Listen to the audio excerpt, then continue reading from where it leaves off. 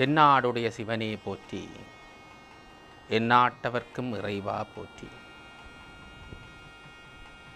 தேடிச்சோறு நிதம் தின்று பல சின்னம் சிறுகதைகள் பேசி மனம் வாடி துன்பமுற்று உழன்று பிறர் வாட பல செயல்கள் செய்து நரை கூடி கிளப்பருவமெய்தி கொடுங்கூற்றுக்கு இறையனப்பின் மாயும் பல வேடிக்கை மனிதரைப் போலே நான் வீழ்வேன் என்று நினைத்தாயோ?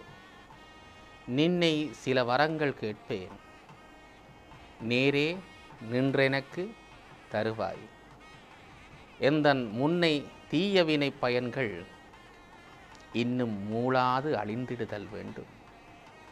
இனி என்னை புதிய உயிராக்கி எனக்கேதும் கவலையறச் செய்து மதிதன்னை தெளிவுறச் செய்து என்றும் சந்தோஷம் கொண்டிருக்கச் செய்வாய் பராசக்தி.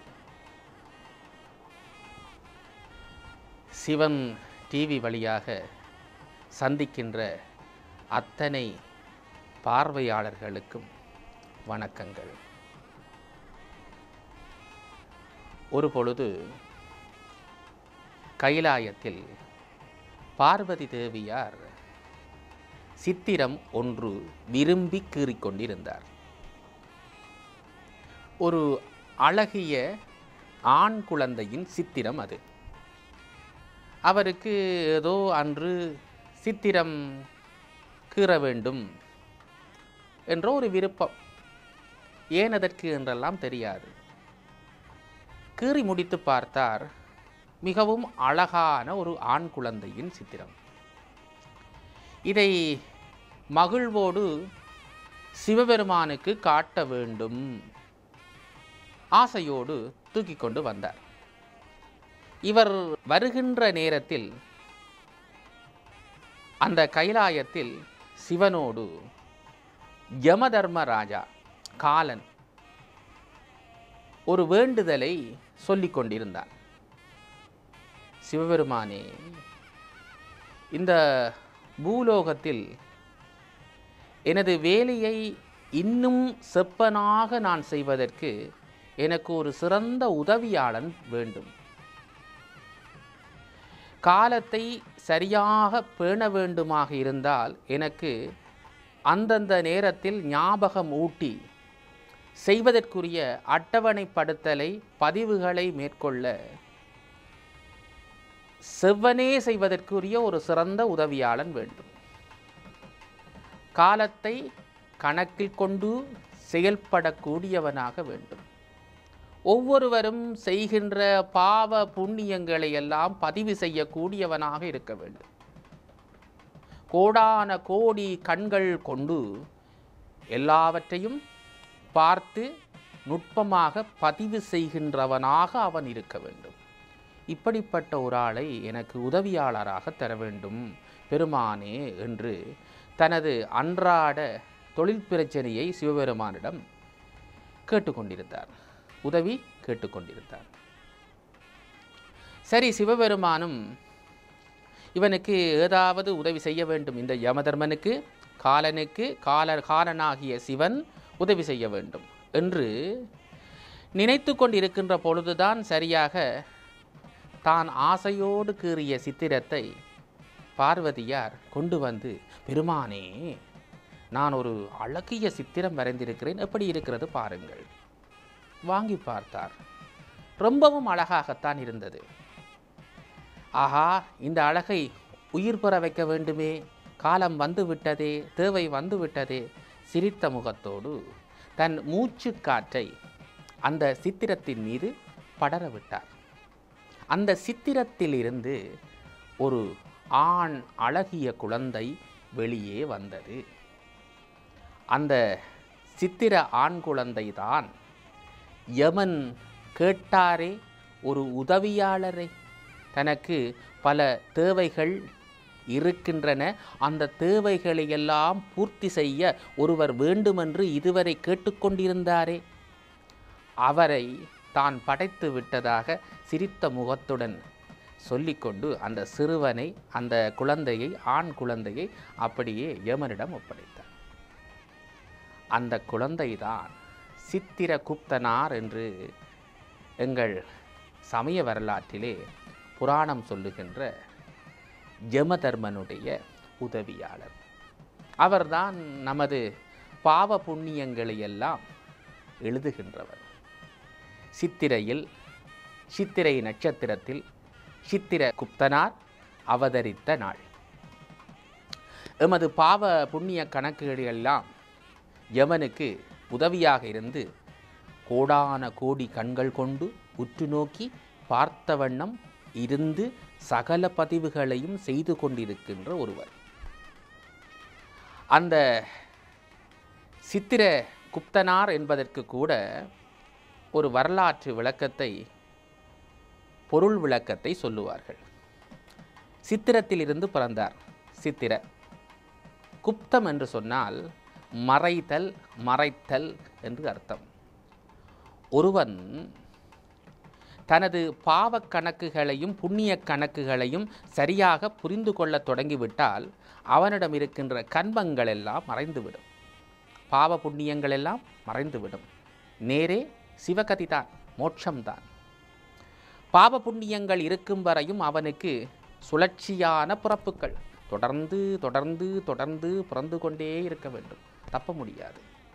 ஆகவே பாவ புண்ணியங்களை எல்லாம் மறைக்கின்ற இரகசியத்தை எழுதி சொல்லக்கூடியவன் அல்லது இந்த உலகத்திற்கு ஞாபகப்படுத்தக்கூடியவன் என்ற அர்த்தத்திலே குப்தன் என்றும், சித்திரத்தில் இருந்து பிறந்ததனால் சித்திர என்ற பெயரும் வந்ததனால் சித்திரகுப்தனார் என்று ஒரு அழகிய பொருட்பெயரையும் சொல்லுவார்கள். உண்மையில் இந்த சித்திரகுப்தனார் பிறந்தாரே, சித்திரையில் சித்திரை பௌர்ணமி கூடிய காலம், இது மற்ற பருவங்களை விட, பௌர்ணமிகளை விட மிகவும் வித்தியாசமானது, சிறப்பானது. ஏனென்று சொன்னால் பூமிக்கு கிட்டே வருகின்ற அதிகமாக பெரிதாக தெரியக்கூடிய பருவங்கள் என்ற கணக்கில் ஒவ்வொன்றையும் ஒப்பிட்டு பார்த்தால் இந்த சித்ரா பருவம்தான் மிகவும் பெரிதாகவும் தெளிவாகவும் பூமிக்கு அருகில் வரக்கூடியதாகவும் இருக்கின்றது என்று சோதிட கணக்குகள் சொல்லுகின்றன. இந்த காலத்தில் மற்ற பருவங்களை விட உணர்ச்சிகள் கொந்தளித்து கொண்டிருக்குமா? சோதிட கணக்கிலே இந்த சித்ரா பருவ ஒன்று கூடல் இருக்கின்றதல்லவா, சூரியனும் சந்திரனும் பூமியும் சந்திக்கின்ற அந்த ஒன்று கூடல், இந்த ஒன்று கூடல் நீசத்தன்மையானது என்று ஒரு கணக்கை சொல்லுகிறார்கள். நீசத்தன்மையான காலம் வந்துவிட்டால் தெய்வ வழிபாடுகள் அதிகமாக இருக்க வேண்டும், தர்மங்கள் அதிகமாக செய்யப்பட வேண்டும், தர்ம சிந்தனைகள் கூட வேண்டும். அப்பொழுதுதான் அந்த நீசத்தன்மை இல்லாமல் போகும் என்பது ஒரு கணக்கு. அதனால் பாருங்கள், சித்ரா பருவத்தில் அடிப்படை தர்மமான சித்திரை கஞ்சி, நாங்கள் அன்றாடம் பாவத்தை செய்கிறோம், புண்ணியத்தை செய்கிறோம். புண்ணியத்தில் குறைஞ்ச அளவில் செய்யக்கூடிய ஒரு புண்ணியம் என்று சொன்னால் குறைந்தபட்சம் உணவு கொடுத்தல். அந்த உணவு கொடுத்தல் என்பது கூட சில நேரங்களிலே பெரிய செலவாகிவிடும். பந்தாவுக்கு கொடுத்தால் அது பெரிய செலவு, இருப்பதை கொடுத்தால் அது எங்களால் முடிந்த ஒரு செலவு தான், முடிந்த ஒரு செலவு. அந்த உணவில் கூட சித்திரை கஞ்சியாக வைத்திருக்கிறார்கள். 1 கிலோ அரிசியில் அன்னமாக படைத்தால் ஒரு குறைந்தது 10 பேர் சாப்பிடலாம். அந்த 1 கிலோ அரிசியை கஞ்சியாக மாற்றினால் 100 பேர் குடிக்கலாம் குறைந்தபட்சம். ஆகவே எவ்வளவுக்கு எங்களால் முடியுமோ அந்த அளவுக்கு புண்ணியத்தை செய்ய வேண்டும் என்று இந்த நாளிலே குறித்து வைத்திருக்கிறார்கள். சித்திரை கஞ்சி காய்ச்சுவது, சித்திரகுப்தனார் பிறந்த தினத்துக்கு புண்ணியங்களை அதிகமாக செய்வதற்கு, உணர்ச்சிகளை அதிகமாக கொந்தளிக்க விடாமல் தடுப்பதற்கு பல ஏற்பாடுகள், யுக்திகள். அதிலே சித்திரை கஞ்சி என்பது ஒரு சிறந்த ஏற்பாடு. வருகின்றது சித்திரா பருவம், அதன் பொருட்டு நாங்கள் எல்லாம் கொண்டாடப் போகிறோம், வருடம் வருடம் கொண்டாடுவோம். சில அர்த்தங்களையும் புரிந்து கொள்வது சிறப்புத்தானே. பாவ புண்ணியங்களை பொறுத்த மட்டிலே பாவங்கள் எங்கிருந்து பிறக்கிறது? சரி, புண்ணியங்கள் எங்கிருந்து பிறக்கிறது? எல்லாம் மனத்தில் இருந்துதான். மனம் சில காரியங்களை விரும்பும். அது உலக அறத்திற்கு, மற்றவர்களுக்கு இடைஞ்சலாக இருக்கும். அது பாவமாக மாறிவிட வாய்ப்புண்டு. தேவையானதாக இருந்து விட்டால் அது புண்ணியங்களாக ஒன்று கூட வாய்ப்பு இருக்கிறது. ஆகவே பாவங்கள் சரி, புண்ணியங்கள் சரி, முதலிலே பிறக்கின்ற இடம் மனம்தான். அதனால்தான் திரிகரணத்திலே மனம், வாக்கு, காயம் என்று சொன்னார்கள். மனம்தான் அடிப்படை. இந்த மனம் பௌர்ணமி நேரங்களிலே கொந்தளித்து கொண்டிருக்கும். காரணம், பௌர்ணமி பூமியில் உள்ள நீர்த்தன்மைகளை அதிகம் ஈர்க்கும். அந்த நேரத்தில் போய் பாருங்கள், சமுத்திரம் பொங்கி எழுந்து கொண்டிருக்கும். எங்கள் உடம்பில் பார்த்தா கிட்டத்தட்ட 72% நீர் என்று சொல்லுகிறார்கள் விஞ்ஞானத்தில். பூமியிலும் பார்த்தால் 72% நீராக இருக்கிறது.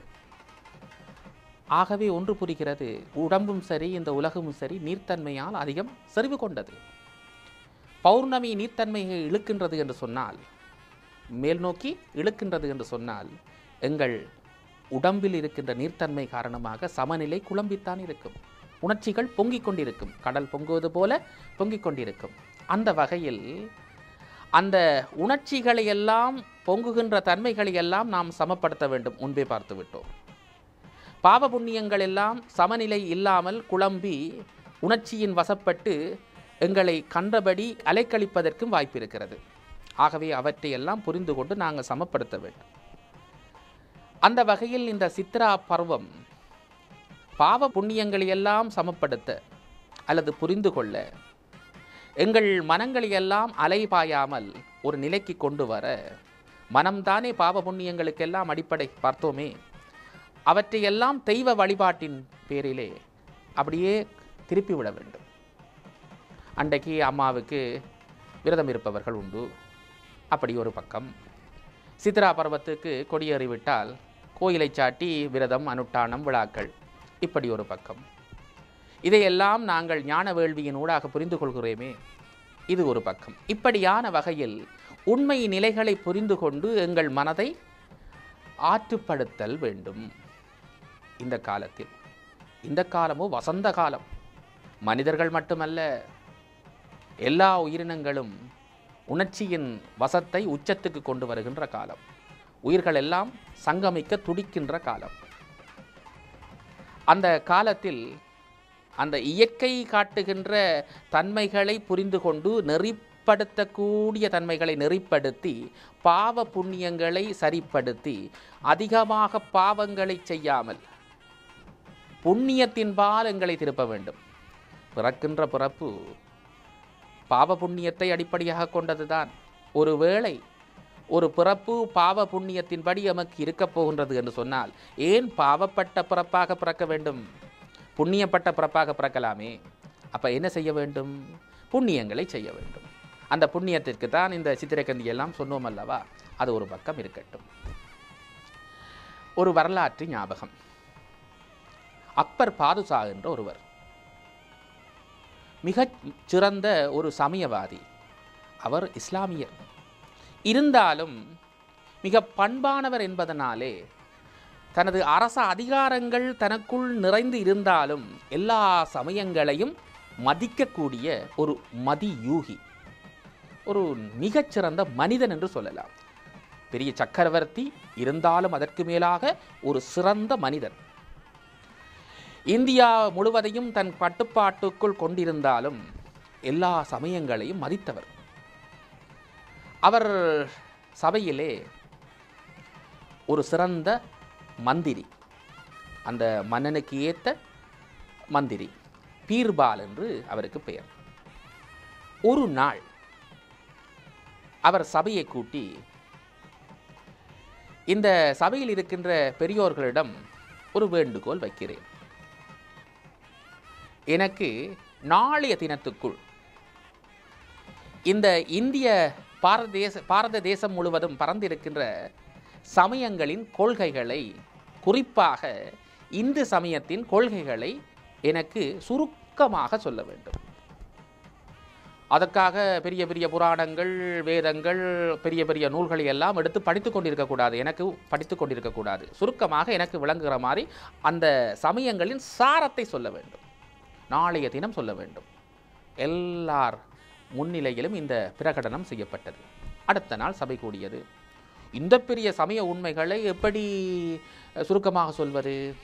எல்லோரும் யோசித்து கொண்டுதான் இருந்தார்கள். பீர்பால் இந்த மன்னனின் மனதை புரிந்து கொண்ட ஒரு சிறந்த மதியூகி, சிறந்த மந்திரி. மன்னனின் அருகே போய் இந்து சமயத்தின் இந்த பாரத தேசம் முழுவதும் இந்து சமயம்தான் பறந்திருக்கிறது. அடுத்தபடியாக இஸ்லாம். ஆகவே இந்து சமயத்தின் ஆதாரமான கொள்கையை நான் சொல்லுகிறேன், சுருக்கமாகவே சொல்கிறேன், ஒரு வரியில் சொல்லுகிறேன்.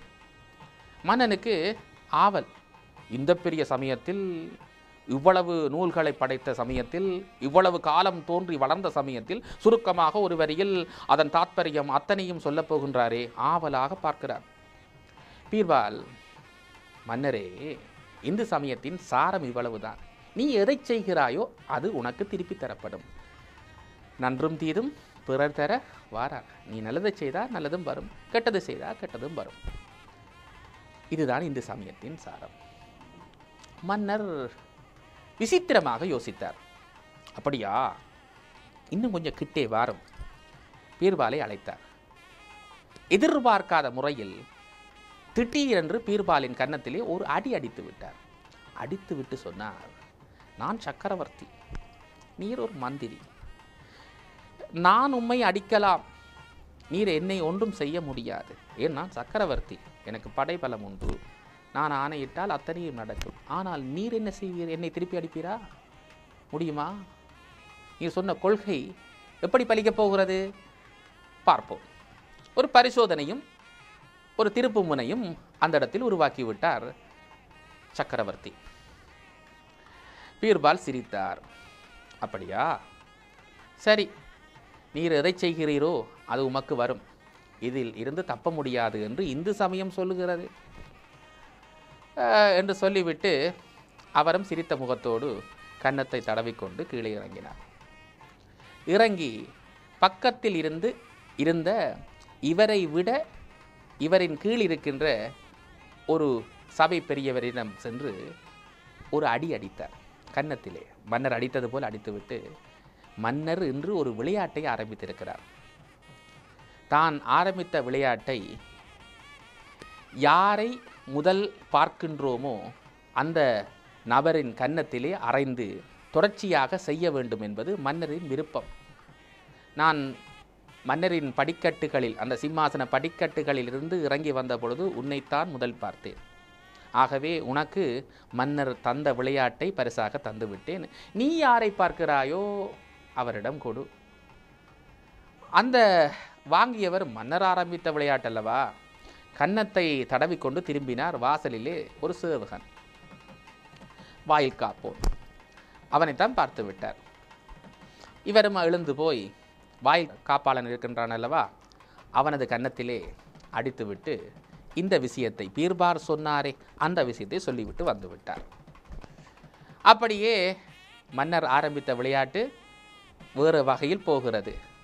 மன்னர் ஆரம்பித்தது பரிசோதனை, பீர்பால் அதை விளையாட்டாக மாற்றிவிட்டார். ஏன், மதியூகி அல்லவா. அன்றைய தினம் சபை முடிந்தது. மன்னர் அன்றாட கடமைகளை எல்லாம் முடித்துவிட்டு செல்கிறார் அரண்மனைக்கு. அரண்மனையில் தனது கடமைகளை முடித்துவிட்டு அந்தப்புறத்திற்கு நித்திரை செய்வதற்கு போகிறார். இரவு நேரம், ஒரு 10 மணி. அந்தப்புற கதவை திறந்து கொண்டு அவரது பஞ்சனைக்கு கிட்டே, அவற்றை மெத்தைக்கு கிட்ட போகைக்க திடீரென்று திரைச்சீலைக்கு பின்னால் இருந்து வந்து ஒருவர் இந்த மன்னன் அக்பர் பாதுஷா கன்னத்திலே எதிர்பார்க்காத நேரத்தில் ஒரு அறை விட்டு விட்டார். அதிர்ச்சியோடு திரும்பி பார்த்தார் மன்னர். யார் தெரியுமா? இவரது விருப்பத்துக்குரிய பட்டத்து ராணி, காதலி, அவர்தான் அடித்தார். அடித்துவிட்டு மன்னரை பார்த்து கலகல என்று சிரிக்கிறார். உங்களுக்கு தெரியாதா, இந்த டில்லி முழுவதும் இதுதான் இன்றைய விளையாட்டு. அரண்மனையிலும் இன்றைய இதுதான் கூர்த்து. ஒருவரை ஒருவர் யார் முதல் பார்க்கிறார்களோ பார்த்தவர்கள் அடுத்தவருக்கு கொடுத்து விட வேண்டும். இன்று வரை நான் உங்களை பார்க்கவில்லை, அது மட்டுமல்ல, இப்பொழுது சற்று நேரத்துக்கு முன்புதான் இந்த விளையாட்டை எனது நெருங்கிய தோழி என் கன்னத்தில் அடித்துவிட்டு, செல்லமாக அடித்துவிட்டு, நீங்கள் இனி யாரை பார்க்கிறீர்களோ அவருக்கு அடிக்க வேண்டும். இது டில்லி முழுவதும் நடக்கின்ற ஒரு திருவிழா விளையாட்டு. இப்பொழுது ஒரு சற்று நேரத்துக்கு முன்புதான் தோழி அடித்துவிட்டு சென்றாள், விஷயத்தை சொன்னாள். நானும் கேள்விப்பட்ட விஷயம்தான், கொண்டாட்டமான விஷயம்தான். அவள் அடித்துவிட்டு சென்றதும் நீங்கள் தான் வருகிறீர்கள், உங்களைத்தான் பார்த்தேன், ஆகவே அடித்தேன். கோபமா என்று செல்லமாக காதலாக கேட்டாள். யார்? பட்டத்து ராணி. இவர் கோபம் வருமா? பட்டத்து ராணி, அன்பு காதலி, சிரித்தபடி கன்னத்தை தடவினார். பீர்பால் சொன்னது உண்மைதான், மனதுக்குள் நினைத்து கொண்டார். அடுத்த நாள் சபையை கூட்டி பீர்பாலை அழைத்து, பீர்பாலே, நீர் சொன்னது உண்மை, இந்து சமயத்தின் தன்மையும் உண்மை. எதை கொடுக்கிறோமோ அது வரும், எதை விதைக்கிறோமோ அது அறுக்கப்படும். நீ சொன்னது உண்மை, இந்து சமயம் சொன்னது உண்மை. இதைத்தான் சித்ரா பருவத்தில் நாங்கள் புரிந்து கொள்ள வேண்டும். எதை விதைக்கிறோமோ அது வரும். நன்று விதைத்தால் நன்று வரும், தீயதை விதைத்தால் தீயது வரும். ஆகவே பாவ புண்ணியங்களை கோடான கோடி கண்கள் கொண்டு சித்திரகுப்தனார் பார்த்து பாராபட்சம் பார்க்காமல் எழுதி கொண்டிருக்கிறார். ஆகவே எங்கள் கணக்கை குறைந்தபட்சம் புண்ணிய கணக்காக மாற்றுவோம். பாவத்திலிருந்து புண்ணியத்திலிருந்து விடுபட்டால் அது மோட்சம். ஏன் பாவத்தை செய்வான்? குறைந்தபட்ச புண்ணியத்தை செய்வோமே. குறைந்தபட்சம் சின்ன சின்ன தர்மங்களை செய்வோம், உணர்ச்சிகளை கட்டுப்படுத்துவோம். அவை தெய்வ மார்க்கத்திலே, தர்ம மார்க்கத்திலே எங்கள் வாழ்க்கையை உயர்த்துவதற்கு செல்லட்டும். அதற்காக எல்லாம் வல்ல பரமேஸ்வரனை வேண்டிக் கொள்கிறோம். தென்னாடுடைய சிவனே போற்றி, எந்நாட்டவர்க்கு முறைவா போற்றி. ஓம் நம சிவாய.